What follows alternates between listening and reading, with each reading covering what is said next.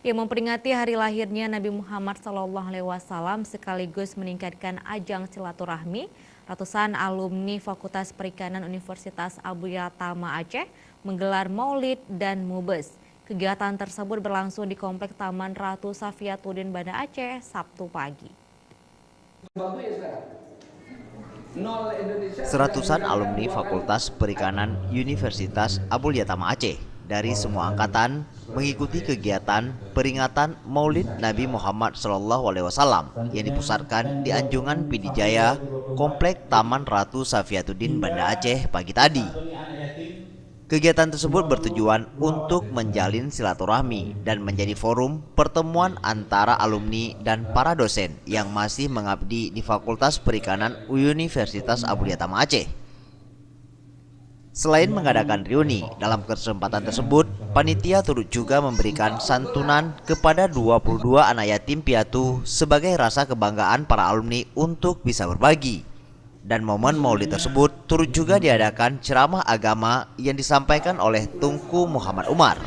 Ini coba kita perbaiki supaya keluarga kita dan semua mulia. Inti masalah udkhulu fis silmi kafah, masuklah dalam Islam dengan sepenuhnya, tidak jilbab dan peci saja, tidak umrah dan haji saja. Semoga dari ilmu, karena waktu kita singkat sekarang.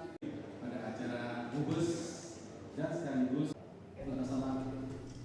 Selain menggelar Maulid Nabi, dalam kesempatan yang sama, para panitia turut juga menggelar musyawarah besar alumni Fakultas Perikanan dengan agenda memilih ketua alumni baru periode 2019-2022. Dan dalam mubes tersebut, Teguh Ridwan dipercayakan memimpin organisasi itu untuk 4 tahun ke depan. Kita setelah acara untuk prematur, kita coba untuk mengumpulkan bantuan semua daerah.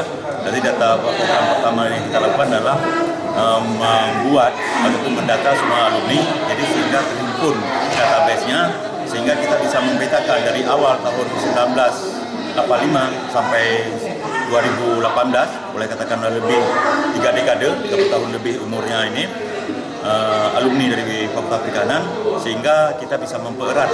Jadi dengan ada mempererat alumni, sehingga kita bisa menunjukkan seberapa besar peran dan eksistensi daripada alumni dalam membangun perikanan Aceh terutama. Tim Liputan Aceh TV.